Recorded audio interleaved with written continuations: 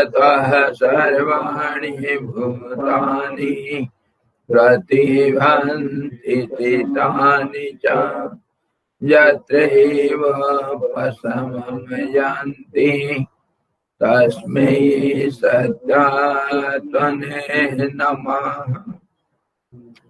ज्ञाता ज्ञानं तथा ज्ञेयम् दर्शा दर्शनदेशः कर्ता हेतुः क्रिया यस्मात् तस्मै ज्ञातात्मने नमः।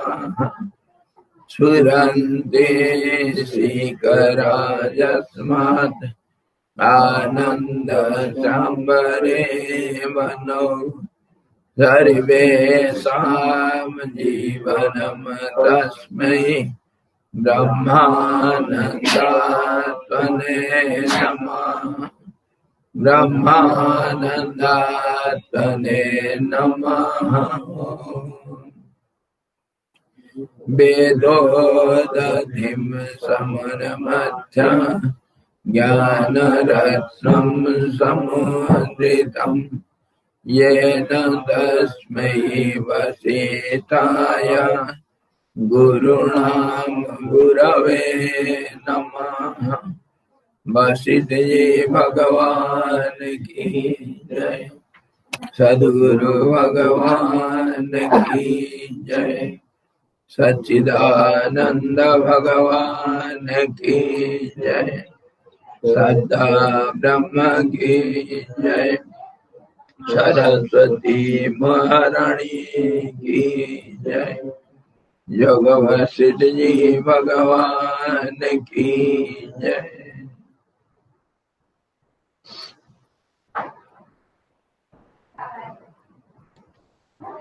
हरि ओम।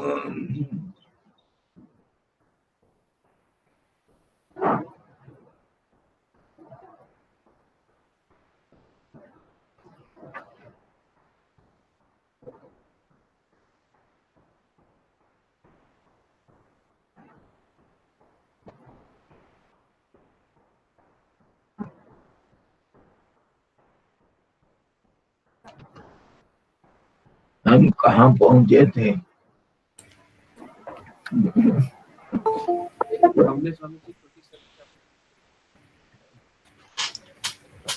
स्वामी 28वां सवाल स्वामी जी परसों एक सवाल था, आधा रह गया था हमारा। हाँ हाँ कि प्रकृति को मानते हैं तो कौन सुनता है, कौन देखता है?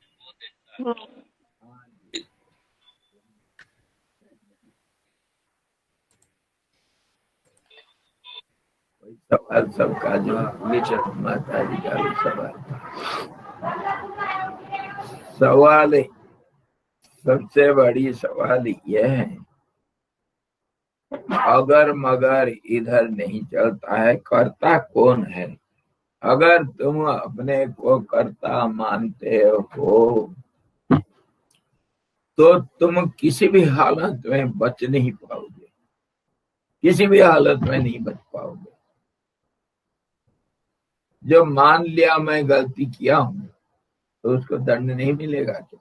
हाँ, मान लिया जो मैं गलत किया हूं तो उसको दंड थोड़ा कम मिलता है। क्यों? कि माना है। वो मान लेना अपने गलती को मान लिया ना, वो आधा गलती सुधर गया, आधा गलती तो सुधर गया। और उसके बाद थोड़ा पश्चाताप किया, मैं कैसे गलती कर दिया, तो उससे पश्चाताप ही प्रायश्चित है। ये फॉर्मूला है। तो हम पहले से गलत कर रखे। क्या गलत किए? झूठ को सच मान लिया, मैं ये शरीर करके मान लिया, कैसे माना? मैं अपने को भूल गया और ये जो दृश्य शरीर को मान लिया मैं हूँ, और इसी से पहला गलती हमारा, पहली गलती हुई। और इसको जो मानता है कि मैं गलत किया हूँ, उसका तो आधा काम हो गया। और जो नहीं मानता है वो महामूर्ख, उसको तो दंड पूरा मिलेगा, पूरा दंड मिलता है। मैं गलत नहीं किया हूँ मतलब मैं शरीर हूँ, मैं करता हूँ। अगर तुम करता हो तो फिर तुम बच नहीं पाओगे, भोक्ता भी बनना पड़ेगा। और फिर लागू हो गया कानून, एवरी एक्शन हैज रिएक्शन। कर्म का कर्म फल होगा, क्रिया का प्रतिक्रिया होगा। इसीलिए सुख दुख में भागी होना पड़ेगा, और सुख दुख बदलते रहता है, इसीलिए समस्याएं हैं। ये तुम क्या मानते हो पहले बताओ, तुम करता हो क्या? अगर करता हो तो किस ढंग से करता हो? शरीर के हिसाब से तो करता हो, है ना? शरीर करता है। शरीर मतलब इंद्रिया, मन, बुद्धि, प्राण, चित्त, अहंकार, सब मिल करके, जब सब मिल करके एक काम को करते हैं तो तुम कौन हो जो करता हो?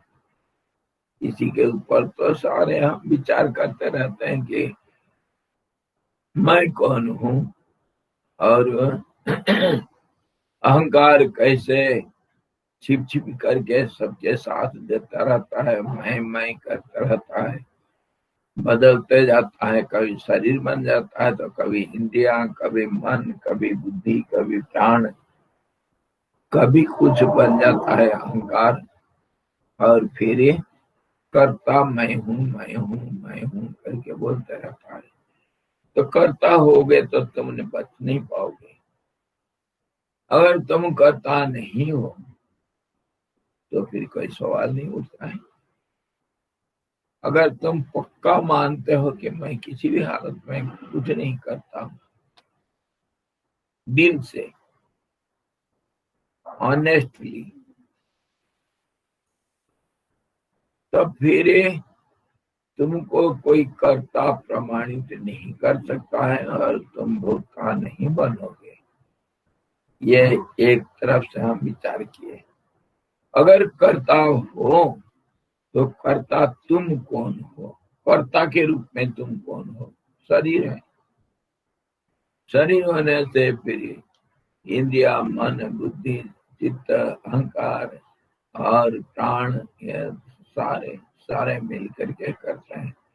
इस ढंग से अगर तुम कर्ता अपने को मानते हो तो फिर यहाँ सवाल आता है, इसको चेष्टा कौन प्रदान करता है?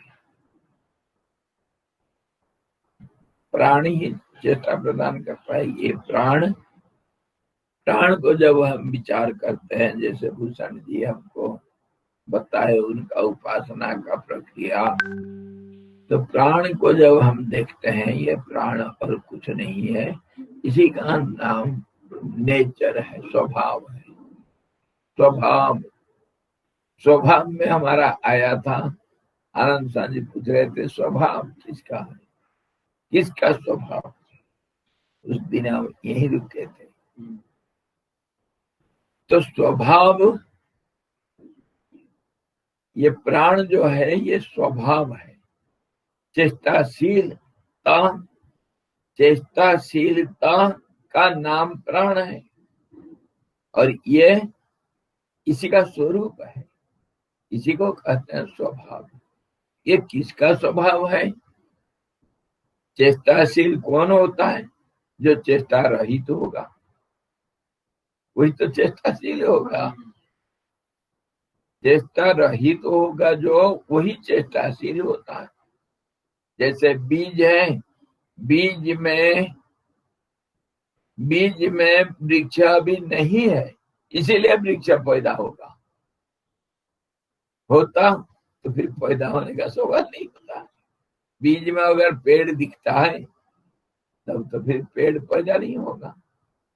तो बीज में जो पेड़ है वो चेष्टाशीलता है, शीलता, हाँ चेष्टाशीलता जो अभी दिखाई नहीं दे रहा है, और बीज उसको धारण करता है। बीज का स्वभाव हुआ चेष्टाशीलता, ये मौका पड़ने से वो अंकुर पैदा करेगा। अनुकूल परिस्थितियां आने से ये जरूर पैदा करेगा एक पेड़ को। तो यहाँ पर वो बीज का स्वभाव अंकुरोद्गम, अंकुर उसमें उद्गम होगा, ये स्वभाव है उसका। उस दिन हम देख रहे थे स्वभाव के ऊपर, ये स्वभाव किसका है, कैसा है, इसका स्वरूप है, स्वभाव का स्वरूप है चेष्टाशीलता, परिवर्तनशीलता, ये स्वभाव है। और यहाँ पर हम अगर हमारे सांसारिक वस्तु को सब कुछ देखेंगे, मतलब नाम रूप वालों को देखेंगे, तो नाम रूप है स्वभाव, और नाम रूप धारी है स्वभाव को धारण करने वाला। नाम रूप धारी प्राणी है, प्राण को धारण करने वाला। वो प्राणी कौन है? वो जो प्राण को धारण करता है वही है। हम बार बार विचार करते हैं स्वभाव किसका।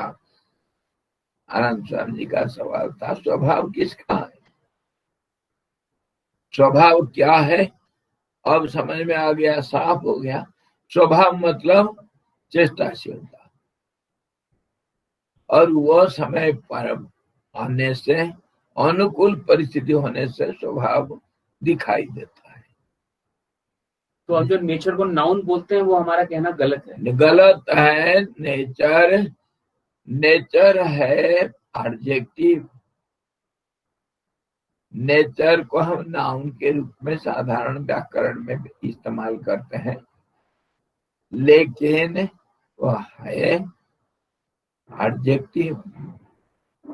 नेचर एक गुण है। नेचर मतलब गुण है तुम्हारे। जैसे उस दिन देखे थे, जल का गुण क्या है, स्वभाव क्या है? शीतलता और अस्थिरता। और अग्नि का क्या गुण है? Heat energy, heat and light.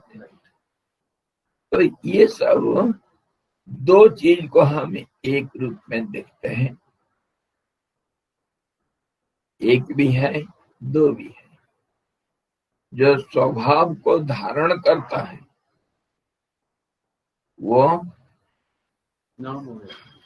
Noun होगा, और वो स्वभाव उसका गुण होगा, एडजेक्टिव होगा। लाइट हम नाउन के रूप में इस्तेमाल करते हैं, which light, then it becomes adjective, a qualitative adjective. Adjective का अलग अलग सब प्रीपोजिशंस, नहीं, क्वालिटेटिव एडजेक्टिव। एडजेक्टिव का अलग अलग क्लासिफिकेशन है। यह है क्वालिटेटिव एडजेक्टिव, क्वालिटी के रूप में दिखता है यह adjective. Nature whose nature holders nature, simple one who holds the nature belongs to him. Everything has its substratum, the background or the base, तो the हमारा holder. तो हम लोग ये कहते हैं नेचर डज एवरीथिंग, ये गलत स्टेटमेंट है। नहीं वो तो है। नहीं, हाँ, गलत नहीं है, सुनो उसी को समझो।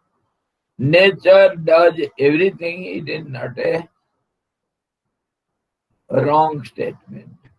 It is absolutely correct. The holder of the nature never does anything. It holds the nature just as the seed holds the tendency to grow. And when it gets the favorable conditions, it grows. So the seed never does anything. The tendency does everything. Tendency, चेष्टाशीलता, इसी का नाम महामाया, आदि शक्ति, 14यत्री, कर्त्री, विधात्री, संघर्त्री, सब कुछ वही। चेष्टाशीलता मतलब शुरू भी करेगी, धारण भी करेगी उसको थोड़ा देर के लिए, और उसको संहार भी करेगी। सृष्टि कर्त्री, धात्री और संघर्त्री एक ही माया है, उसी को हम कहते हैं नेचर। अच्छा, किसका नेचर? अब नेचर होल्डर कौन है? जैसे मैं उदाहरण दिया हमेशा, मैं अगर बिल्कुल पत्थर के माफी चुप बैठा हूं, मेरे अंदर क्या, मेरा क्या नेचर है आप नहीं जानते। मैं मौन आंख बंद करके पत्थर के माफी बैठा हूं, आंख कान नाक सब बंद कर दिया हूं, आप नहीं समझ सकते हो मैं बोल सकता हूं या नहीं बोल सकता हूं, मेरा स्वभाव बोलना है या नहीं बोलना, आप नहीं समझ सकते हो। और मुझे देखना आता है या नहीं आता है, मेरा आंख काम करता है या नहीं करता है, आपको कुछ पता नहीं। तो दृश्य किसको कहेंगे? प्रकृति को दृश्य कहते हैं। मैं अगर कुछ चेष्टा किया उठने के लिए, चल सकता हूं, उठा मैं तो चल सकता हूं, ये मेरा स्वभाव हुआ। बोला तो बोल सकता हूं, ये मेरा स्वभाव हुआ। ये जितना क्रिया मैं करता हूं, ये सब मेरा स्वभाव हुआ। अब आया समझ में? चेष्टाशीलता स्वभाव है। क्वेश्चन ये है कि होल्डर कौन है नेचर का? होल्डर कौन है? वही तो हम सब डिस्कस कर रहे हैं इसको इन टेंडेंसी कौन है? हाँ, Who's the tendency? whose tendency? Who's the tendency? Whose tendency? The tendency is not seen. When the tendency is activated, Only then it can be. then only it will be visible. इसीलिए, और activation हुआ तो क्या होगा? बदलते रहेगा, change बदलते रहेगा। इसीलिए प्रकृति का स्वभाव है परिवर्तनशीलता। परिवर्तनशीलता, इसी का नाम कर्म और कर्मफल, क्रिया और प्रतिक्रिया, इसी का नाम। अगर तुम करता हुआ तो क्रिया का प्रतिक्रिया होगी, क्योंकि परिवर्तन होना। वही क्रिया समय देश काल परिस्थिति के अनुसार प्रतिक्रिया रूप में बदल जाएगा। Cause becomes effect and effect again become cause for another effect. Goes on, the cycle goes on. ये बात है, इसको समझने से हम अभी उदाहरण से आप समझ जाओ कि मैं जब बिल्कुल स्थिर रूप से हूं तो मेरा स्वभाव आपको पता नहीं है। तो इससे क्या समझ में आया?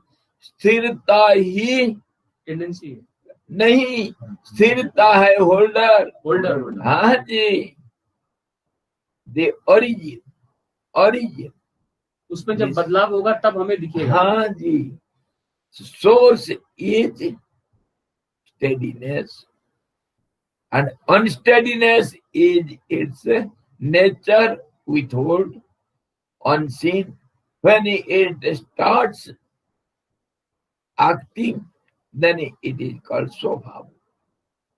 फिर से बोलिए Swami ji. The source, steadiness, balanced state, holds the tendency within it. अच्छा हाँ. Okay, got it. So the source has the tendency, no doubt, but it is Steady. in a dormant state. Unless and until it is activated, you cannot say it to be nature. Nature is in a dormant state. तो इसी को देखते हुए हम कहते हैं परमात्मा करता हुए बिना करता है. जैसे बीज के रूप में जब तक है वो पेड़ का आधार होता हुआ नहीं है, क्योंकि पेड़ दिखता नहीं. इसीलिए ये अनिर्वचनीय है. नेचर जो है, माया जो है, शक्ति, ये अनिर्वचनीय इसीलिए है. स्टडी स्टेट में टेंडेंसी जब आती है, मतलब when does it come? Nobody can say. Nobody can say. That's what I'm saying. समता में विषमता कब हो तो that is a महामाया. वही जो समता ही बोलेगा. समता ही बोलेगा. और समता आपको समता किसी के अंदर है नहीं, इसीलिए तुमको समझ में आना कठिन है. समता बोलेगा कि वो कब विषमता चाहता है, तो उसी का नाम वेद में कहा एको हम बहुश्याम. एको हम बहुश्याम कौन कहा? समता. जो एक है वही तो बोलेगा. जो बहुत है अपने आप में, बहुत करके कोई तो चीज है ही नहीं. अनेक का मतलब क्या होता है? अनेक का कोई मीनिंग नहीं है. It is meaningless word. अनेक means, many means, whether it is one or two or how many. Yeah. So it is meaningless. Some idea, some indistinct, unclear idea. That's why we get all the time doubts. Everybody will have doubts. Always there will be doubts, as long as there are two. दो हुआ, दो से शंका उत्पादन होता है. हरिओम स्वामी जी, ये दो हुआ हाँ, करके आनंद स्वामी है, ये दो हुआ करके बोलना भी रिस्की है स्वामी जी. कब हुआ है, क्यों हुआ है, ये सवाल का हमारे पास आंसर नहीं है ना. तो ये सब अति प्रश्न. These questions are beyond limit, so these questions are not to be asked. Because it is beyond mind and intellect. Who is asking the question? It cannot understand the question. It cannot hold the question. Nor it can understand it. So mind has no power to understand it, because mind means it is a changed mind means a changeful process. Changefulness. Huh? It is an activated changeful process. Yes. So mind is your nature. How can nature tell it? Mind is your nature. You are not changeful. That is how Tattvam Asi. Tattvam Asi. You are that. That means this. That means you are the unchanging absolute one. Samta. Samta. Samattam yoga uchyate. Samta has the dormant tendency to get activated and become get into Vishamta. As long as the tendency is not seen by yourself. You want to see the tendency, so you have to have the tendency to activate, and that activation is your nature. तो हम वैसे भी पता नहीं कर पाएंगे जब हम खुद एक्टिवेटेड फॉर्म है. Activate, ये तो मैं कह रहा हूँ. How can we go back to understand that what is the? That's how it is said. It is beyond mind and speech. अनिर्वचनीय. अनिर्वचनीय इसीलिए है कि वाणी नहीं बोल सकती है और मन इसको समझ नहीं सकता है. Mind cannot fathom. और हम इसको समझने के लिए हमारे मन से दिन रात चेष्टा करते रहते हैं. इसी सेंसेस क्लियर होने कि we are not, हम करता नहीं. करता तुम हो ही नहीं सकते. कैसे हो सकते? तुम करता हो ही नहीं सकते हो. और करता कौन है? तुम्हारे स्वभाव करता है. इसलिए प्रकृति है क्रियमाणानि गुणे ही कर्मणि सर्वस्व. ये गुण क्या है?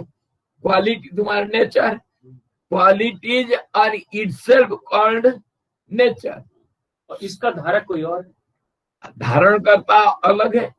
तो हम कैसे मान लें कि हम ही कर? तो वही तो हम, मतलब मैं कौन हूँ. इसीलिए सब हमेशा जो ज्ञानी लोग हमको यही उपदेश देते हैं कि एनक्वायर हुआ माई एंड नो दैटसेल्फ. मैं कौन हूँ, मैं कौन हूँ, मैं कौन हूँ अगर पूछते जाओगे, हुआ माई. हाँ जी, हुआ मैं पूछते जाओगे, आखिर पहुंच जाओगे मौन में, साइलेंस में पहुंच जाओगे. That is you and mind and प्राणा. All these are your nature. And universal prana, universal mind is the nature of the universal source. अब आया समझ में किसका नेचर? नेचर तो नेचर जब दिखता है तो इतना दूर तक तो हम जा सकते हैं. उसके बाद जाना मना है. जा नहीं सकते हो. जाओगे तो अपना छोड़ दोगे, अपना खोना पड़ेगा. You have to lose everything. वही तो मैं कहा, वो सूर्यजीत आया था ना इधर, 4 साल रहा योगावस्थी पढ़ते कहता है भाई मैं तो यहाँ आया था कुछ पाने के लिए, और यहाँ तो देख रहा हूँ कुछ खोने के लिए भी नहीं. तो पाऊंगा क्या? पाने के लिए कुछ नहीं है और खोने के लिए भी कुछ नहीं है. तो स्वामी जी, मनोलय यही इसका उपाय है क्या? यही उपाय है. इसीलिए तो सारे योगों में कहते हैं, राजयोग में कहता है चित्तवृत्ति निरोध, और भक्ति योग में 2 से शुरू होकर के 1 में गायब हो जाना. Starts with 2, ends in 1. और इस question is referring to manolaya, not manonasha. Manolaya, there is a danger. हाँ, शाबाश. Very nice. You have pointed out the exact point. मनोलय और मनोनाश में अंतर समझो. मनोलय है चित्तवृत्ति निरोध योग बोलता है, चित्तवृत्ति नाश नहीं बोलता है. इसीलिए इसको हम नहीं लेते हैं ज्ञान योग मार्ग में. वो रिसाइकिल का, but it enables you to reach certain point where you can destroy the mind. You can destroy the mind. It is useful, but it is not everything. Yoga हमको चित्तवृत्ति निरोध करने के लिए कर्मसु कौशल, it gives us skill. प्राणायाम, आसन और प्रत्याहार, मन ये जो क्या कंसंट्रेशन एंड मेडिटेशन, ये सब मदद करता है, नो डाउट इन इट। मनोनाश का रहस्य सुनो तो उसको हम इसके अंदर क्रिएट भी कर सकते हैं क्या? जी। जिस चीज को हम नाश कर सकते हैं उसको हम उत्पन्न भी कर सकते हैं। मन तो उत्पन्न होगा बाद में, मन तो खत्म होगा नहीं, बाद में आएगा उसके बाद में बात करेंगे, जब मनोनाश हो जाएगा तब बात करेंगे। सुनो, पहले अभी देखो जो लय हुआ उसका क्या हालत होता है। आप गाड़ी चलाते हो जब उसको ब्रेक लगाया और रोक दिया तो गाड़ी चलेगी फिर नहीं चलेगी? बताओ, चल सकती फिर चलेगी, चल पड़ेगी।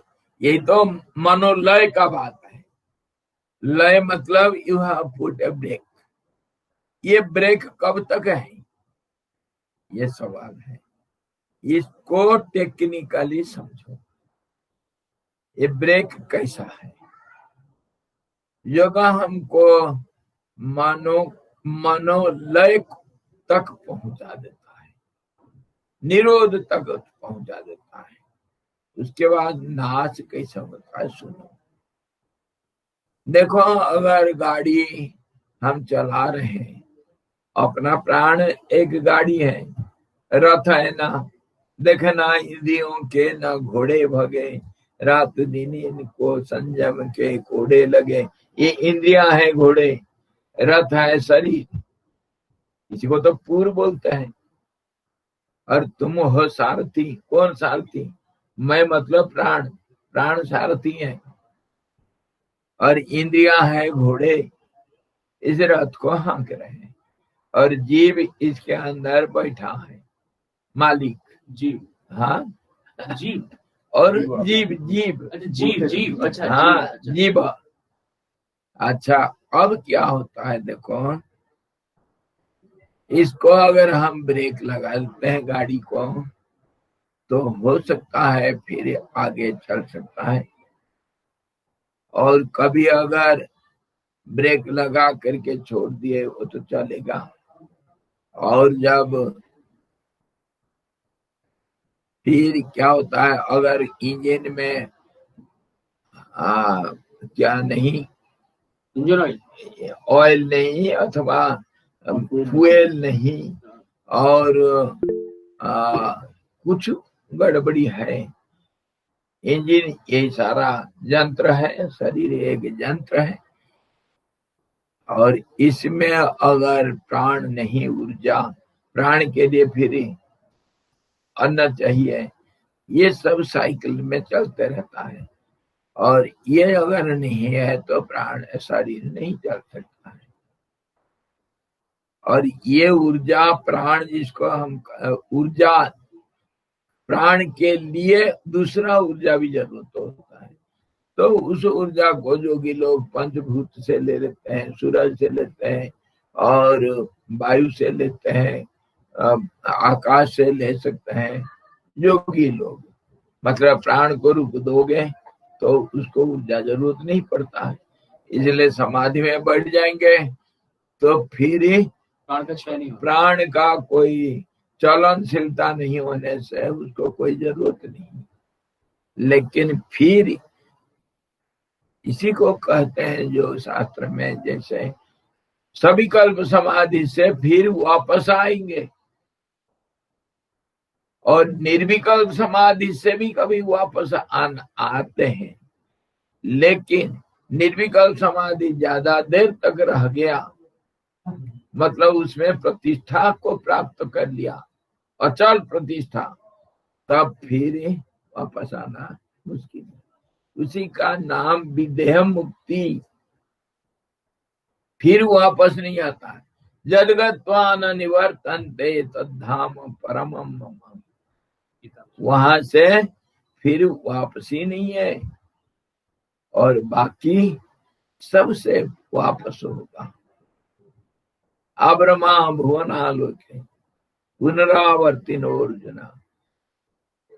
सारे ब्रह्मांड में कहीं भी जाओ पुनरावर्ती है, और पुनरावर्ती का नाम संसार चक्र है। ये nature repeats itself, history repeats itself, repetition is the nature's nature. Swami ji Hariom, Hariom Swami जी।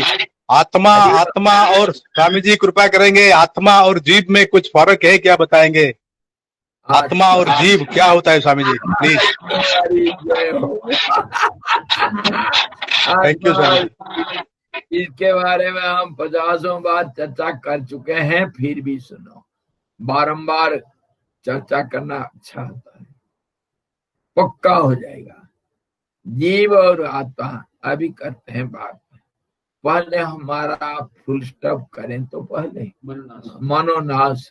मनोनाश जो है, जब मन का पूर्ण रूप से नाश हो जाएगा, उसको क्या कहते हैं, उदाहरण देते हैं, बीज को अगर भून लिया गया तब फिर उसमें वो टेंडेंसी हमेशा के लिए खत्म। बीज तो रूप तो है, जो पहले एक टेंडेंसी को धारण कर रहा था, वो टेंडेंसी खत्म हो चुका है। अंकुर पैदा होने का जो एक उसके अंदर स्वभाव सुप्त अवस्था में था, वो अभी खत्म हो चुका है। धारक भी खत्म हो गया, वो सब कुछ खत्म। तो उसी को कहते हैं ज्ञानाग्नि दग्ध कर्माणि। आग से बीज को भून लो, चित्त है बीज, और उसको ज्ञान रूपी अग्नि से भून डालो। योग जो हमारे राजयोग में हम वहां तक नहीं जाते हैं, ज्ञान योग में वहां जाते हैं। चित्त वृत्ति को निरोध कर सकते हो तुम, वो है ध्यान और समाधि, विकल्प समाधि। विकल्प रहेगा, अहम रहेगा, और उसको हम ज्ञान योग में इस रूप से चर्चा करते हैं कि चित्त तो रहता है अहम के रूप में समाधि में, और वो अहम ज्यादा देर तक नहीं रह सकता है। निर्विकल्प समाधि में जाएगा, निर्विकल्प समाधि के बाद वह अहम नष्ट हो जाएगा अपने आप।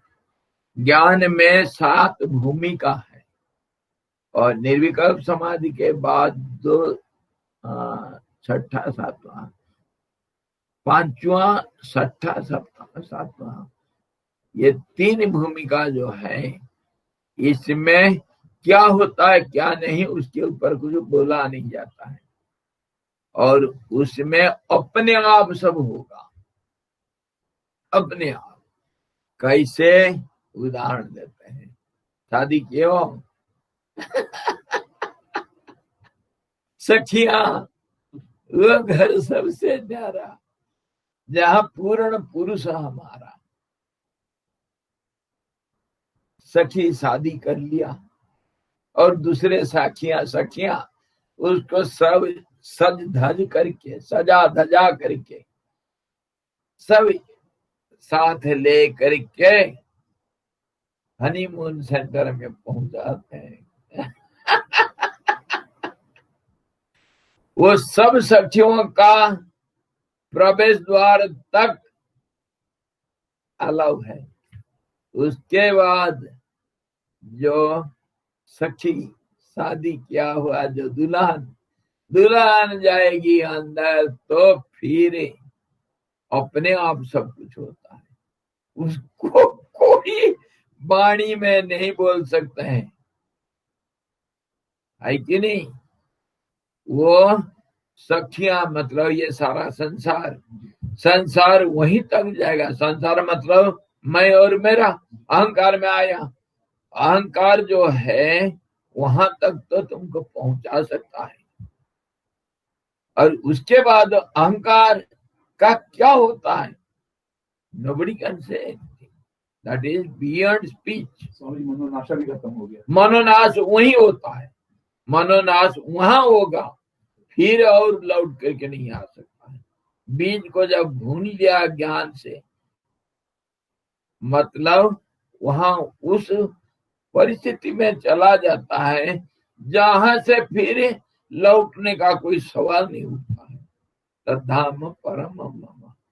कौन बोलता है? पुरुषोत्तम बोलता है। जो पुराण पुरुष वो बोलता है कि मेरा घर ऐसा है, अंदर आ गया और फिर नहीं जा सकता बाहर। दोनों मिल करके एक बनेंगे। स्वामी जी, आपने जो पिछला एग्जाम्पल दिया था उसमें हम समता को परमात्मा और चेष्टा को चेतना बोल सकते हैं। चेष्टा को चेतना जो प्राण चेतना नहीं बोल सकते ना। चेतना जो है awareness, awareness is not tendency. आपने एक बार बताया था प्राणायाम में 24 चैप्टर में कि चेतना जो है वो प्राण का आधारभूत भी है और प्राण के साथ मिक्स भी है। वो चित्ती है। अच्छा, चित्ती। चित्ती मतलब जो टेंडेंसी साइलेंट है, उसको नाम दिया गया चित्ती। चेतना से चित्ती, चेतना का जो टेंडेंसी है उसको चित्ती कहते हैं। That is the absolute nature in dormant state. Ready to go Swami ji, ready to go, हैं? Ready to go, ready to go, Ready, to go हो गया। but there is no order. Ready to go मतलब fire होगा दौड़ पड़ेगा। Fire होगा तब दौड़ेगा। दौड़ेगा। हाँ, नहीं तो नहीं। वही तो बीज में जब अनुकूल परिस्थिति होगा तभी जा करके वो अंकुर का दिखाई पड़ेगा। स्वामी, और वही वेद का भाषा में उसी को कहते हैं एकोहम बहुश्याम। वेद के भाषा में बीज बोलता है मैं एक हूँ, चलो अनेक बन जाऊं। बीज बोल रहा है, आदि बीज अकेले। कौन बोला? तुकाराम जी। और साईं बाबा क्या बोले? सबका मालिक एक है। उसको आला बोलो, चाहे राम बोलो, चाहे श्याम बोलो, जो बोलना बोल दो। वो है एक जो सबका आधारभूत है, और उसका नाम समता समत्वम योग उच्यते। शांति, एब्सोल्यूट साइलेंस, बियॉन्ड एवरीथिंग। वो घर सबसे न्यारा। भाषा अलग अलग सब बोलने के लिए। और मनोनाश वहां पर होगा। और वो कैसे होता है वो जो, और टेक्निकली और फिर समझ लो।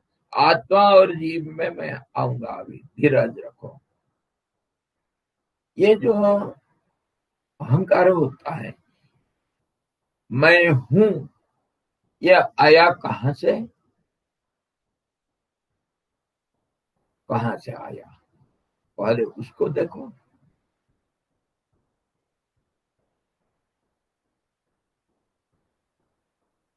एक बार मान लो गाड़ी में आप चल रहे हैं, मान लो आपका चित्तवृत्ति निरोध हो चुका है, आप समाधि में चले गए। इसका मतलब आपका प्राण चुप हो गया ना। प्राण मतलब ऊर्जा, मतलब आपका गाड़ी में फ्यूल खत्म हो गया। उदाहरण के साथ समझ में आ रहा है। तो गाड़ी में आपका पेट्रोल खत्म हो गया, इंजन बंद हो गया, लेकिन इंजन बंद हो गया, सब कुछ है, लेकिन फिर भी गाड़ी का हालत क्या होगा समझो। गाड़ी का हालत ये होगा, थोड़ा दूर तक वो स्पीड है, मोमेंटम है। हाँ मोमेंटम है, इसीलिए थोड़ा दूर तक चलेगा और अपने आप वो स्थिर हो जाएगा। अगर बाई चांस उसके अंदर कोई ऊर्जा भर दिया तो दोबारा फिर चलते रहेगा। तो अहंकार का स्थिति ऐसे ही होता है। प्राण जब स्थिर हो गया वो संपूर्ण नाश हो सकता है थोड़ा देर के बाद, और फिर वो वापस फिर क्रियाशील हो सकता है, क्रियाशील हो सकता है।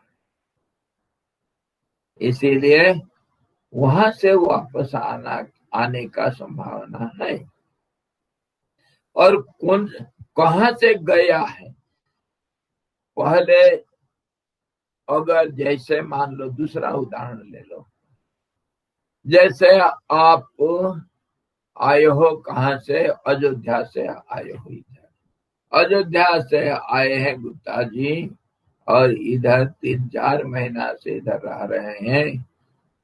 आए थे कहीं घूमते घूमते, 4 धाम करेंगे, सब कुछ करेंगे। आते आते इधर मन रम गया, इधर भी रहे। फिर ऐना देवी चले गए, उधर 2-3 महीना 2 महीना बिता दिए, जंगल में आनंद आया, बिता दिए। उसके बाद फिर कहाँ वापस आना, ऐना गए थे गणेशपुरा आश्रम से, इसीलिए फिर ऐना देवी से यहाँ आना पड़ेगा, और यहाँ से फिर उनको अयोध्या वापस जाना पड़ेगा। यहाँ को इस जगह को केंद्र बना करके गंगोत्री गए, गंगोत्री से फिर यहीं आए, केदारनाथ गए, केदारनाथ से फिर यहीं आए, है कि नहीं। और फिर यहाँ से मूल जो सोर्स है, जहां से घर से निकले थे, घर, वो घर सबसे न्यारा, जिस घर से तुम आए थे उस घर में अवश्य जाना है। वो tendency, inward tendency works all the 24 hours continuously, which is not aware by everyone. इसी को कहते हैं तुम्हारे अंतर आत्मा, अंतरात्मा, अंतर्यामी, वो हमेशा है। और वही मैं कह रहा था, संधि के पीछे, संधि के बैकग्राउंड में क्या है। ऐसा लगता है कोई फिल्म चलती है पर्दे पे, बिल्कुल पर्दा है, पिक्चर पिक्चर चलते रहेगा। हाँ जी, और वो पिक्चर को धारण करने वाला वो जो पर्दा है, पर्दा तो है। इस ढंग से वो जो अहम है, अगर वहां से निकल करके आया कहीं जाने के लिए तो वो जाएगा। वो टेंडेंसी वहां पर अगर थोड़ा देर रुक जाता है तो रुकेगा नहीं हमेशा के लिए, संसार में फंसेगा। एक हम बहुश्याम होकर के आया है, इसीलिए बहुश्याम अनंत काल तक चलेगा। That is called evolution process, and the world is ever growing. World never stops. Growth is eternal. Growth means change, forgetting the past and advancing towards future. ये तो ग्रोथ है। स्मृतियां बंद हो जाती है, नया जीवन शुरू हो जाता है। नया जीवन हर पल में, हर पल में नया जीवन। परिवर्तनशीलता का नाम है एवरग्रीन, और वही है प्रकृति का काम। क्यों प्रकृति, मतलब एक हम बहुश्याम जो पहला टेंडेंसी काम में लगा, वो उसका गुण था, गुण जो डरमेंट था वो दिखाई दिया, तो रिएक्शन आएगा ही। हाँ, चिंतफुलनेस आएगा। तो फिर अभी क्या होगा, वो रुक नहीं सकता है। अगर बाई चांस ब्रेक लगा करके रोक दिए, निरोध कर दिए, फिर वो फिर चल पड़ेगा। आई समझ में, यहाँ इसको ढंग से समझो। चित्तवृत्ति निरोध होने के बाद 2 गति है चित्त का, एक नाश हो सकता है, एक फिर वापस आ सकता है। तो कौन वापस आता है, जो पहले एक टेंडेंसी लेकर के वो स्थिरता में पहुंचा था कि मैं वापस आऊंगा, वो फिर वापस आता है। और जो टेंडेंसी लेकर के गया था कि मैं वापस नहीं आऊंगा, तो फिर वो नहीं आता है। वो टेंडेंसी मतलब वो चित्त का जो एक तुम्हारे पूरा जिंदगी का जो सार है, खाली एक जिंदगी का नहीं, अनेक जिंदगी का वो सार क्या होता है। अगर संसारी वृत्ति है तो फिर वो कभी नाश में नहीं जाते, बार बार स्टॉप होकर के फिर वापस आएगा। उसी को बोलते हैं क्षीणे पुण्य भक्तों का विसंति। जब तुम्हारे कुछ एक पुण्य कर्म से, मतलब कुछ ऐसा कर्म किया जिसमें थोड़ा देर के लिए चित्त को आनंद आया, उसी को स्वर्ग कहते हैं। आनंद में रम गया, फिर वो वापस आएगा। ये समझ पूरा समर्पण नहीं, अगर हम नहीं, पूर्ण समर्पण कहाँ हुआ? तो वापस आना है।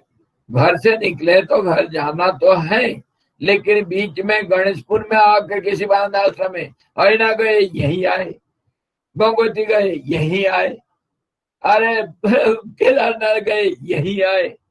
क्यों? यहाँ तो स्टॉपेज है, लेकिन जाना तो है। जाने के लिए थोड़ा देर के लिए एक टेंडेंसी लेकर के जाते हो और फिर वापस ही यहीं आ जाते हो। मक्खियों को देखो, मक्खियों को जहां से उड़ा दोगे, भगा दोगे, वहीं आकर के बैठेंगे। अभी सीन देखो, इसको देखो, ये देखो, अभी आएगा इधर, देखो थोड़ा देर में यही आएगा। ये देखो।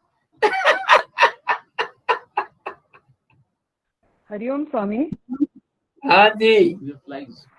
तो इसका मतलब बीज को भूनना ही अपना जीवन का लक्ष्य होना चाहिए, क्योंकि बीज की चेष्टाशीलता का ही खत्म करना है। हाँ, बिल्कुल सही। मनोनाश हमारा लक्ष्य है, मन का निवृत्ति हमारा लक्ष्य तो है, लेकिन थोड़ा है, पूर्ण लक्ष्य नहीं है।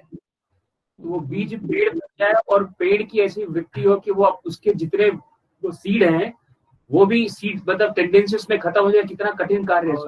कठिन खत्म।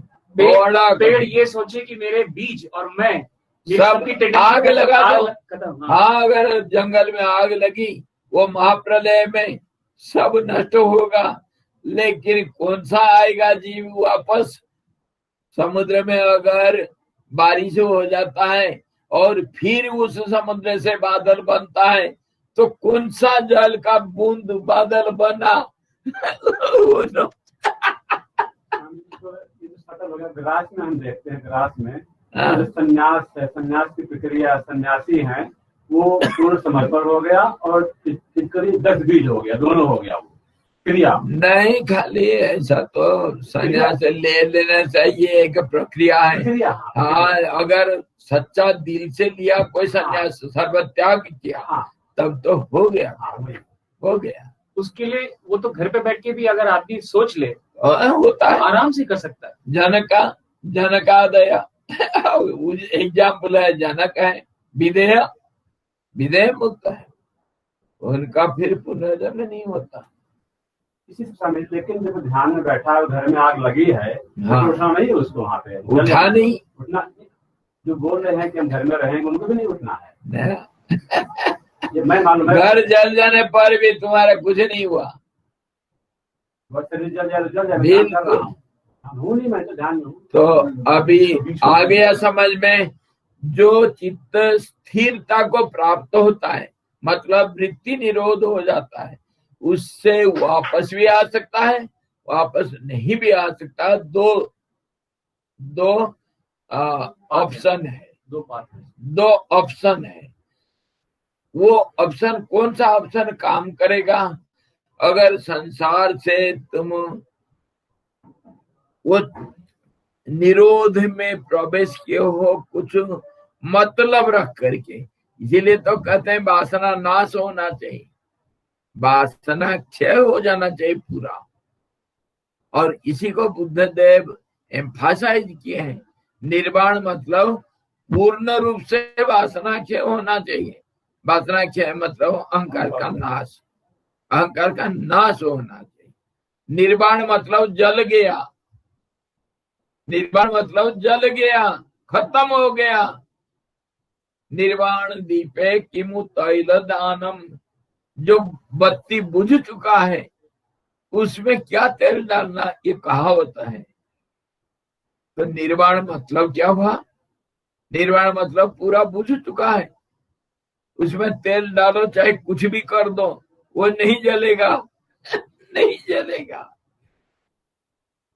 तो उसी का पुनरावर्ती नहीं है। और जो वृत्ति को निरोध कर दिया, वो दो ऑप्शन उसके लिए, कोई आ सकता है कोई नहीं आ सकता है। क्लियर हो गया।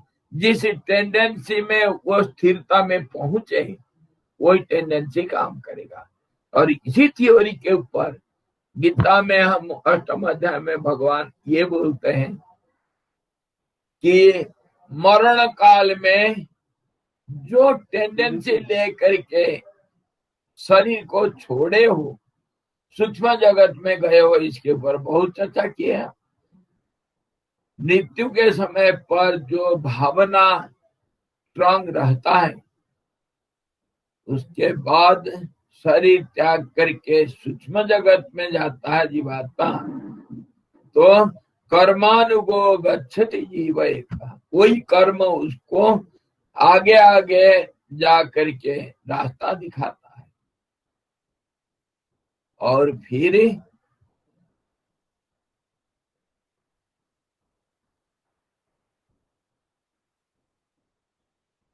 आगे जा करके फिर वो कर्म जैसे बदलता है, भोग करता है सुख या दुख को, और फिर उसका जैसे होगा वो देश काल परिस्थिति कर्म का स्वभाव सब विचार करने से हो सकता है, निश्चित हो सकता है। इसलिए गहना कर्मणागति इतनी सारे फैक्टर है। तो कहने का मतलब ये है कि जो टेंडेंसी लेकर के तुम उस स्थिरता रूपी समाधि में तुम पहुंचे हो, अगर कोई वासना है तुम्हारे अंदर तो फिर वापस आना पड़ेगा। शरीर का वासना है तो शरीर के अंदर आना पड़ेगा। समाधि भर कितने साल,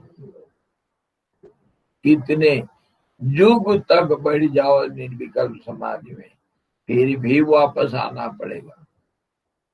और अगर वो टेंडेंसी पहले से है कि मुझे वापस नहीं आना है, जैसे सन्यासी लोग, मैं घर छोड़ के आ गया और जब सन्यास ले लिया तो फिर घर जाना मना है। वो घर नहीं है, अब दुनिया, सारा दुनिया हो गया घर। वसुधैव कुटुंबकम।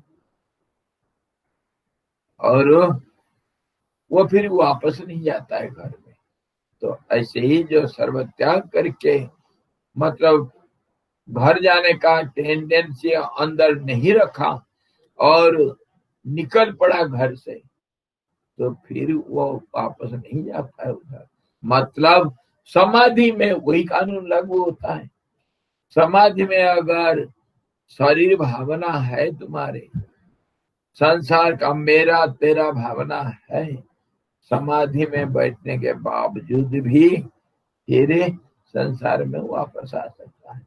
इसी के ऊपर अर्जुन शंका करके सवाल किया था, जो योग भ्रष्ट का क्या स्थिति होती है, योग भ्रष्ट का स्थिति क्या होता है।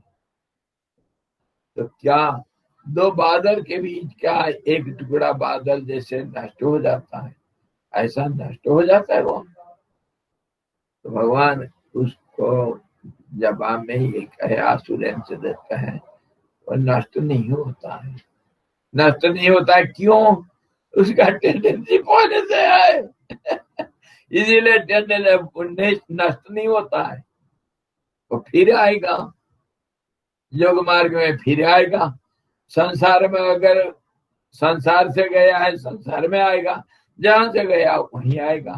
योग मार्ग में रहता हुआ अगर योग मार्ग में कोई विघ्न आ गया, रुक गया, तो फिर योग मार्ग फिर आएगा। मैं उदाहरण इसको ये दिया, अगर कोई बच्चा विद्यार्थी अगर 8th स्टैंडर्ड में पढ़ते पढ़ते उसका गरीबी आ गई या बुखार, कुछ शरीर कुछ रोग आ गया, पढ़ नहीं पाया, 8वीं पास किया था और स्कूल छोड़ दिया, 2-4 साल के बाद फिर उसके दिन में हुआ, क्योंकि पढ़ रहा था और उस समय उसके मन में था मैं इतना पढ़ूंगा, तो वो टेंडेंसी है अभी। तो अनुकूल परिस्थिति जब हो गया तो फिर दोबारा वो स्कूल में जाएगा। स्कूल में जाएगा तो कौन सा क्लास में एडमिशन मिलेगा उसको? 9th में, क्योंकि 8th पास कर चुका है उसके पास सर्टिफिकेट है। वो सर्टिफिकेट तुम्हारा चिट्ठा देता है कि तुम योग मार्ग में कहां तक गए हो। और 8th में पढ़ाई छोड़ दिया था तो 9th में फिर दोबारा तुमको एडमिशन मिल जाएगा, 2 साल के बाद, 3 साल के बाद, कोई बात नहीं। कितने मूर्ख है स्वामी जी, लोग बोलते कि इस जीवन में मोक्ष मिल जाए। मोक्ष मतलब मोक्ष का कहना था मनोनाशी हो गया। मनोनाश तो नहीं, ये असंभव तो नहीं है, कठिन, किसी के लिए कठिन है, किसी के लिए सरल है। वो डिपेंड करता है कितना सर्टिफिकेट दिया उसको। और that depends upon your sincerity and honesty. Every demand has a supply. ये गुरुदेव का वचन है। Where there is a demand, there is a supply. And the supply is directly proportional to the intensity and sincerity of the demand. Demand कितना sincere है, कितने intense है. And demand is directly proportional to the base tendency what you have generated. Of course. So then you have no control. No You are absolutely have no control anything. तो ये जो समझ जाता है वो तो फिर हो गया उसका काम। जब है ही नहीं कुछ तुम तो इसी को समझना है कि प्रकृति है क्रियमाणानि गुणैः कर्माणि सर्वश अहंकार विमूढ़ात्म कर्ताहमिति मन्यते। ये जो एक शब्द बोल दिया भगवान, कितने सारी प्रक्रिया को कंसोलिडेट करके कितने सारभूत चीज को बताया। प्रकृति सब कुछ करती है, प्रकृति का मतलब कर्म है, कर्म को प्रकृति बोलते हैं, और ये कर्म ही प्रत्येक कर्म फल में बदलता है, और ये साइकिल चलता रहता है, इसलिए कभी खत्म नहीं होता है। कहने के लिए तो आसान है, जैसे मान लो मैं कहता हूँ कुछ भी नहीं है, जब कुछ भी नहीं है साथ में भी सब करना पड़ेगा कि मेरा शरीर भी नहीं है। तो शरीर तो है जड़, अरे शरीर को मैं मानना सबसे बड़ा पाप है, और ये पाप सारे पापों का बाप है। पालते पोसे तो मैं मान के उसको बढ़िया, हाँ पाले पोसे हैं, बढ़िया ये शरीर को जब से पैदा हुए तब से इसका देखभाल किए। खाना दे दो इसको, नमक की क्या जरूरत है, लेकिन फिर हल्ला उल्ला करना शुरू कर देंगे। बिल्कुल बिल्कुल बिल्कुल, ऐसा फंसे हैं कि निकलना मुश्किल। हंसी आती है एक्चुअली स्वामी जी समझने के बाद, कुछ करने के लिए नहीं है, करने के लिए कुछ जरूरत नहीं, पर नहीं मैं तो करूंगा, पर वही करते वही तो और इसी के लिए वो साईं बाबा परसों दिखा रहे थे एक बड़ा सुंदर एग्जाम्पल दिए, और ये भी महात्मा लोग सब यही उदाहरण देते हैं हमेशा। एक बच्चा झूठ बोलता है हमेशा, आपस में खेल रहे थे, झूठ बोला, कुछ हुआ। बाबा जाके उधर पहुंच गए तो आपस में झगड़ा चल रहा था। अरे क्यों झगड़ा करते हो बच्चों? बाबा देखा ये झूठ बोलता है। तो बाबा पूछते हैं, बेटा क्यों झूठ बोलता हो? बाबा मुझे पता नहीं, मेरा आदत पड़ गया, मेरे मुंह से निकल जाता है, मैं नहीं जानता हूँ क्यों झूठ बोलता हूँ, ये तो निकल जाता है, मेरा बस का नहीं। तो अच्छा, बस का नहीं तेरा, अब स्वभाव में हो गया। हाँ, तो वो गए, देखे एक पेड़ था, उसको जा करके जबरदस्त पकड़े पेड़ को और चिल्लाए, अरे मेरे को छोड़, मेरे को छोड़, मेरे को छोड़। पेड़ को पकड़ के क्या कहते हैं, पेड़ मुझे छोड़ दे, मुझे छोड़ दे। तो बच्चा कहता है, बाबा क्या पागल हो गए हो? अरे तुम तो पेड़ को पकड़ रखे हो, पेड़ क्या तुमको छोड़ेगा?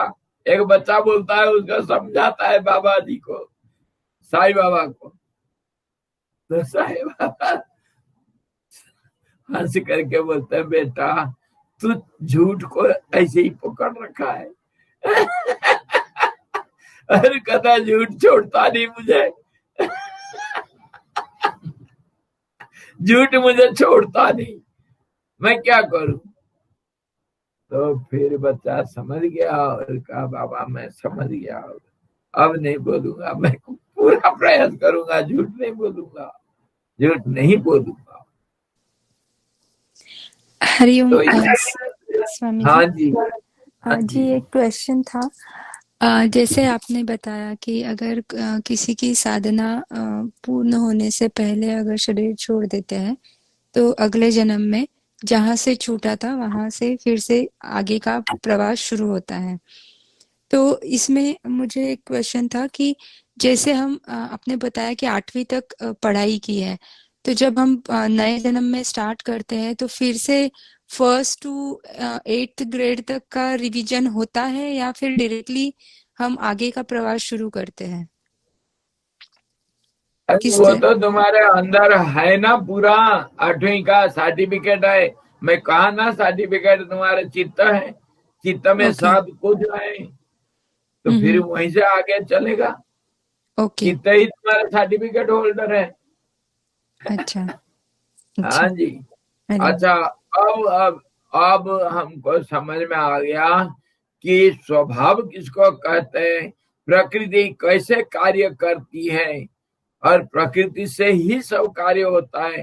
प्रकृति का नाम कार्य है, कर्म है और चलनशीलता है, इसको अच्छी तरह समझो।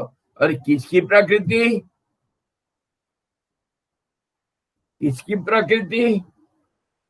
प्रकृति होल्डर का प्रकृति। अब प्रकृति का होल्डर कौन है, सोर्स कौन है, तुम ही खुद विचार करो। अभी विचार हम किए इतना, एवरी, ये इसी को तो हम कह रहे हैं, हमारे दार्शनिक भाषा में यही कहते हैं कि एक आधार और एक है आधेय। आधेय मतलब hold, content, object and container is aadhar, base और होल्डर। दो नहीं होने से कुछ नहीं हो सकता। Everything has some base. वही तो कार्य कारण को ले लो ना। अगर कोई कार्य दिखाई दे रहा है तो उसका एक कारण है, कारण के बिना कुछ नहीं होगा। इसके ऊपर हम सब विचार किए थे। तो प्रकृति अगर कार्य के रूप में दिख रहा है, इसका कारण कोई है, बिना कारण से नहीं हो सकता। तो फिर तर्क आप करते हैं, अगर कारण है, परमात्मा को तुम मानते हो, तो उसका कारण कौन है? नहीं, एक होने से फिर कारण कार्य का फॉर्मूला नहीं लागू होता है। दो में कार्य कारण का फॉर्मूला लागू होता है। एक जहां हो गया वो कारण कारण स्वयं कारण, स्वयं प्रभु, स्वयं प्रमाणित अपने आप में। क्या आपको कोई जरूरत पड़ता है कि मैं कौन पूछने के लिए शरीर के रूप में? अगर मैं मानता हूं मैं प्रेमानंद हूं, मैं एक स्वामी जी हूं करके मैं मान लिया हूं, तो फिर क्या मुझे जरूरत पड़ता है मैं कौन हूं, मेरा नाम क्या है? मेरे को मैं पूछता हूं क्या? मैं पूछता हूं क्या मेरा नाम क्या है? मेरा घर कहाँ है मैं पूछता हूं क्या? मुझे अकेला होने से जो कोई जरूरत नहीं। दो हो गया तो एक दूसरे को पूछेगा, तुम कहाँ के हो, कहाँ से आए हो, क्या नाम है? ये पूछा जाता है दो में, एक में कभी नहीं सवाल उठता है। इसीलिए अकारण कारण कहा गया है और मानना ही पड़ेगा। एक में कोई आधार अधेय नहीं होगा, आधार अधेय तो दो में होगा। Cause and effect is in relativity only, it cannot be seen in oneness, absolute oneness, without a second. There is no cause and effect. अच्छा, अब आओ, लगभग हमको क्लियर हुआ और बाकी आप फिर भूल जाएंगे तो मैं क्या करूं? फिर झगड़ा करेंगे, कोई बात नहीं।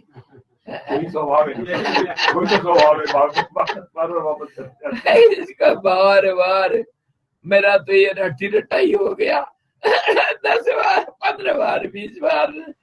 आपका दाल पक गया स्वामी जी? अरे दाल पक चुका है, दाल में कुछ काला अगर निकल जाता है तो फिर क्या करें? अच्छा, हाँ दाढ़ी भी पक चुका है। अच्छा चलो, अभी जीव और आत्मा। ये आत्मा शब्द बड़ा भयंकर शब्द है, यह हमेशा रूप बदल देता है। आत्मा का बहुत अर्थ है, इसको अच्छी तरह समझ जाओ।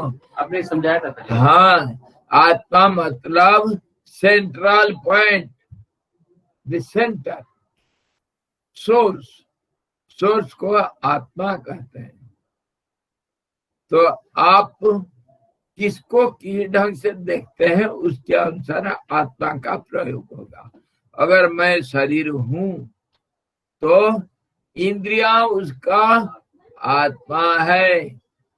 अगर मैं इंद्रिया बन गया तो मन उसका आत्मा बन जाता है, और मन अगर मैं बन गया तो बुद्धि इसकी आत्मा हो जाती है। तो इसीलिए गीता में कहा इंद्रियाणि परान आहु, परन श्रेष्ठतर है। तो श्रेष्ठतर को आत्मा कहते हैं। श्रेष्ठतर को आत्मा कहेंगे, तुम किसके साथ तुलना करते हो वो तुम्हारा सवाल है। आत्मा किसको कहेंगे? अगर शरीर के साथ तुलना करते हो तो फिर इंद्रिया आत्मा है।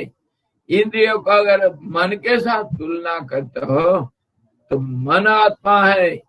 मन को अगर बुद्धि के साथ तुलना करते हो, श्रेष्ठतर मतलब होल्डर, उसका सोर्स को आत्मा कहते हैं। जो उससे भी सूक्ष्म होगा, सूक्ष्म जो होगा, जो उसको धारण करता है। तो जीव किसको मानते हो तुम? जीव का एक आत्मा हो जाएगा, फिर जीव का आत्मा हो जाएगा।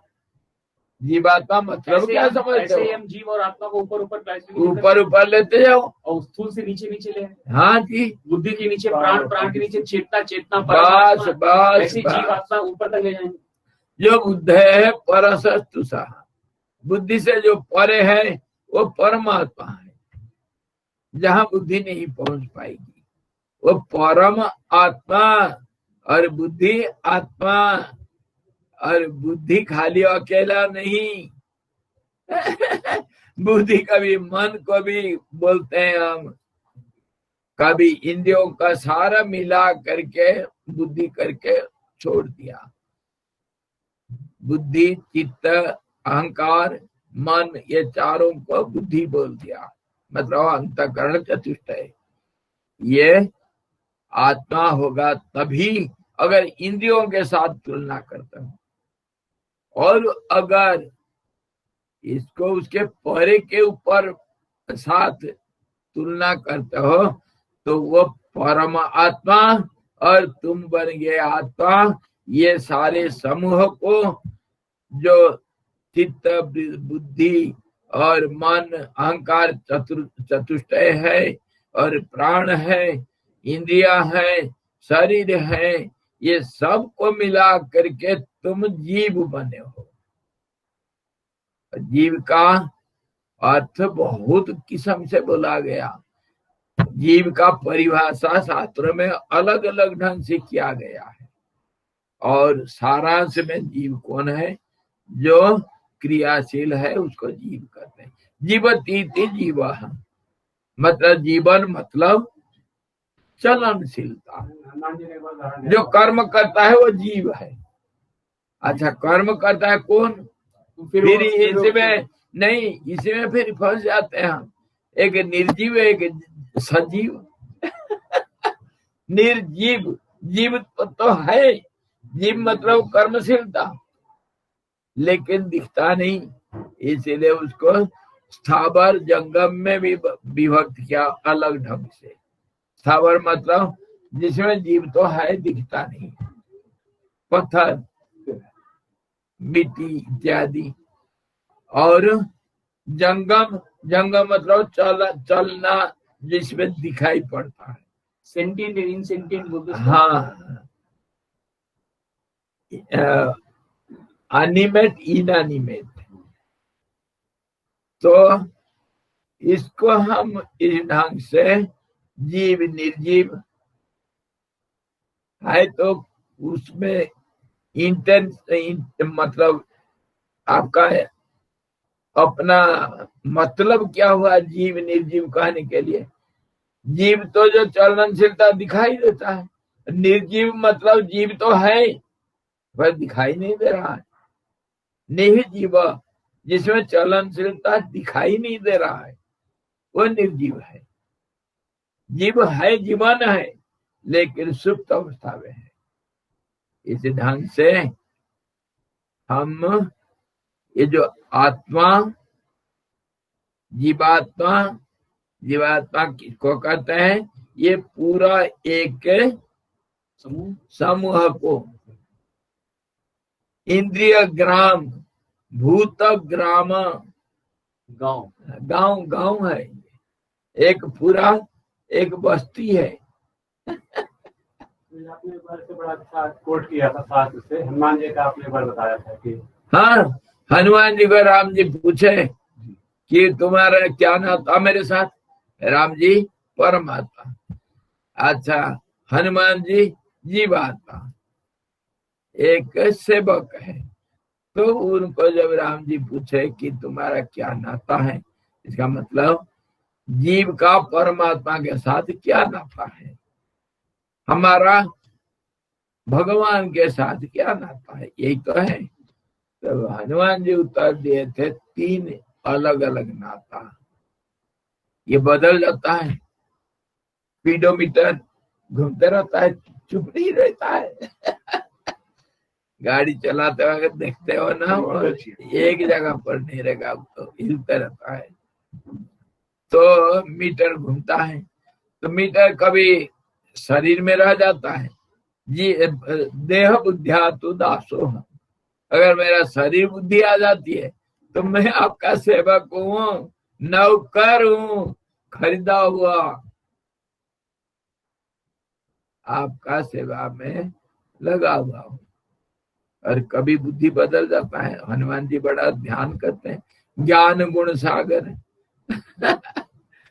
तो उनका बुद्धि कभी चली जाती है तो जीवात्मा, जीवात्मा मतलब शरीर नहीं है, शरीर के अंदर रहने वाला जो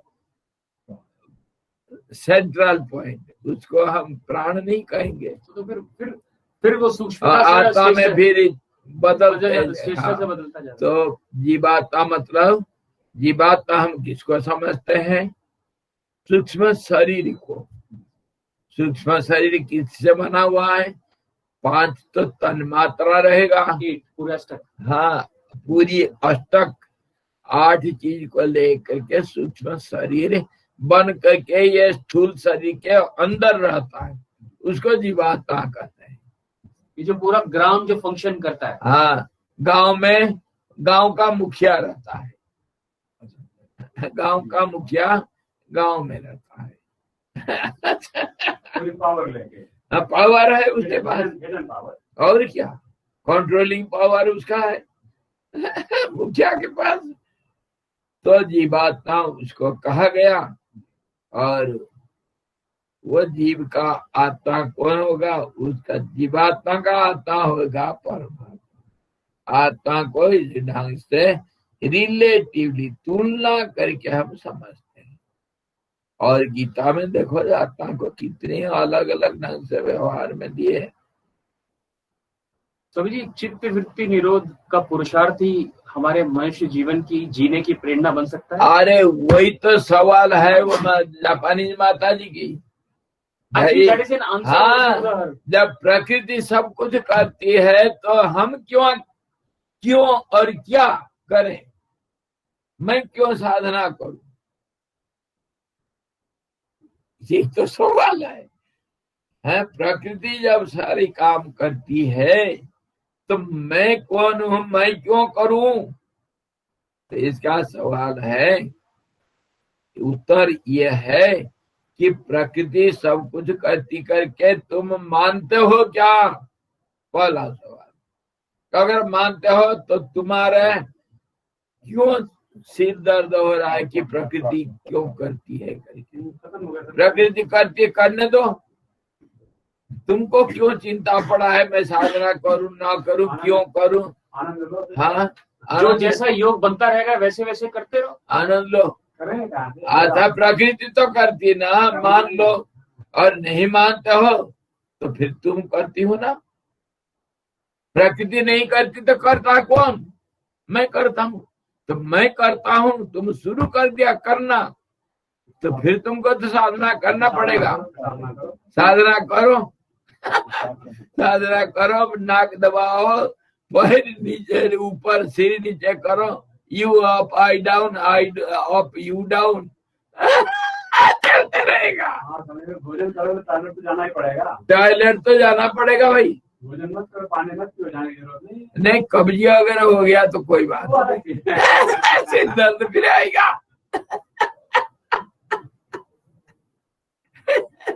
बहुत शाखा है अनंतास, इसका फिर कितना अलग अलग शाखा प्रशाखा निकल जाता है कि कोई ठिकाना नहीं इसका कोई अंत नहीं। अनंत शास्त्र है, अनंत मार्ग है, एक दो नहीं। हम तो दो चारों की बात करते हैं थोड़ा में। एक्चुअली स्वामी जी इसी में ये दृष्टि सृष्टि सृष्टि दृष्टि अजातवाद तीनों आ जाता है। फंसते जाओ, सब कुछ आता है इसी के अंदर। और इस सब के पीछे तुम्हारे मन खेल कर रहा है करके ये नहीं होश में आता है? सबके पीछे मन है करके इसको होश में आ जाते तो मन बेचारा चुप हो जाता है। ये सारे सवाल पूछता कौन है? मैं मतलब कौन हूं? मन तो है। मन एव मनुष्याणाम कारणम बंधम मोक्षे। मन ही तुम्हारा दर्पण कहलाए रे। जो देखना है इसमें देख लो। किसी ने बड़े लाइट नोट में कहा है कि मन कितना ऐसा बूढ़ा बंदर है, इसको कितना भी चुप करवाओ लेकिन गुलाटी मारना नहीं छोड़ेगा। गुलाटी मतलब ऐसा गुलाटी गोल गोल घूम के जंप मारना है। कितना भी बूढ़ा हो जाए उसको चुप कराओ लेकिन गुलाटी मारना नहीं छोड़ेगा। इसलिए लोग चित्त निरोध से वापस आ जाते हैं। वापस आएंगे, नाच तक नहीं पहुंच पाते, गुलाटी वापस आएंगे। रबर को तुम कितना तो खींच लो, गुलाटी मारने वो फिर वही बजाएगा। बंदर वो जो अरे भाई फंसते चलो।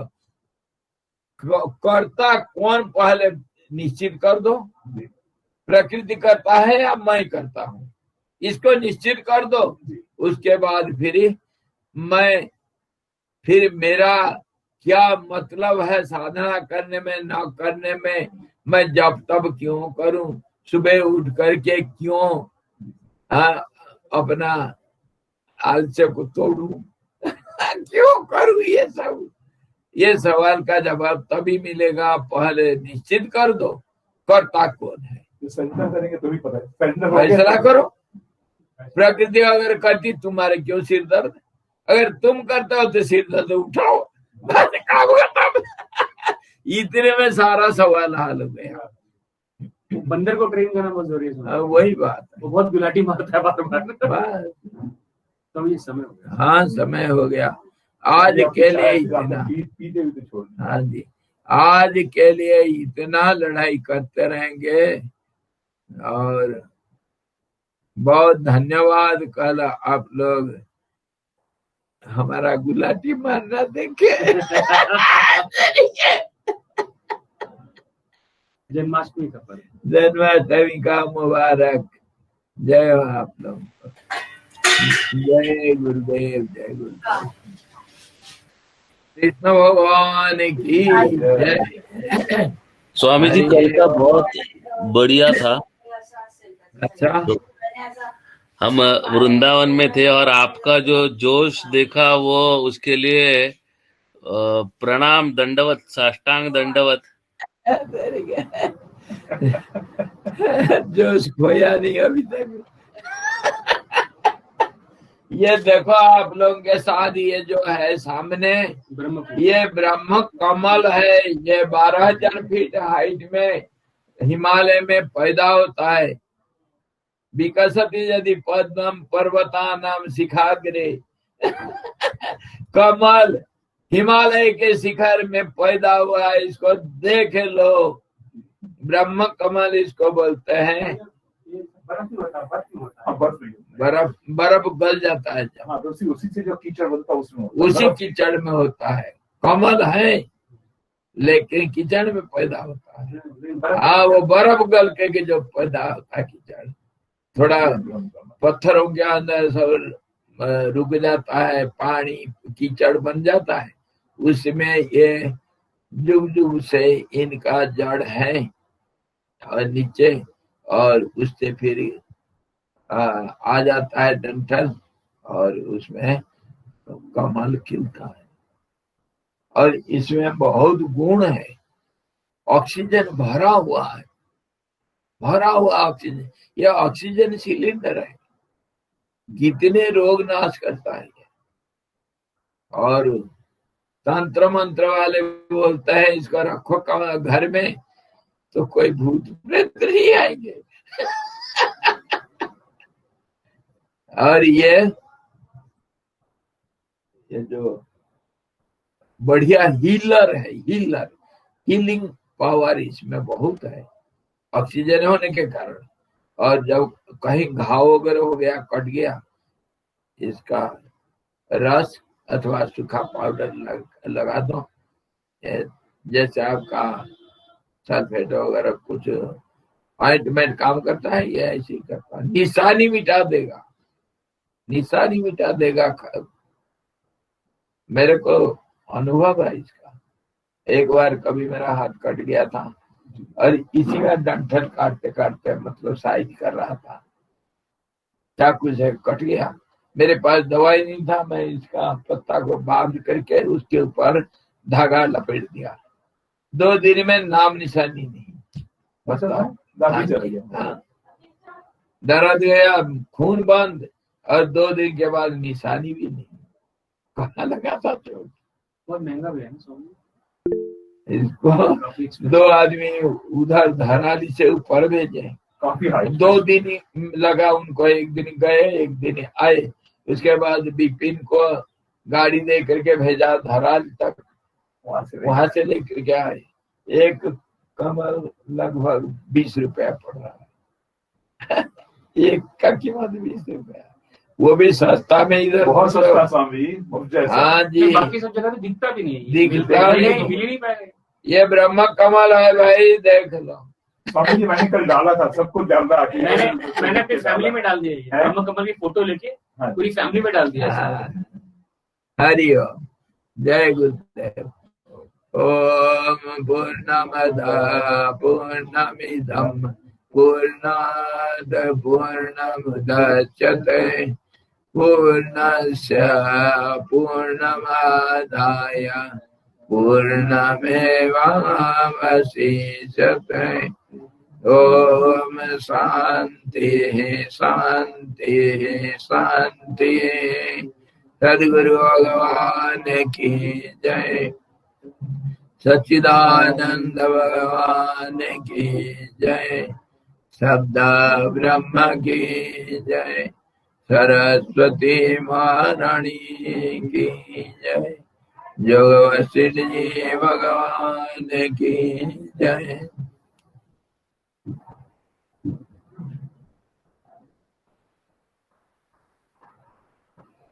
हरि ओम।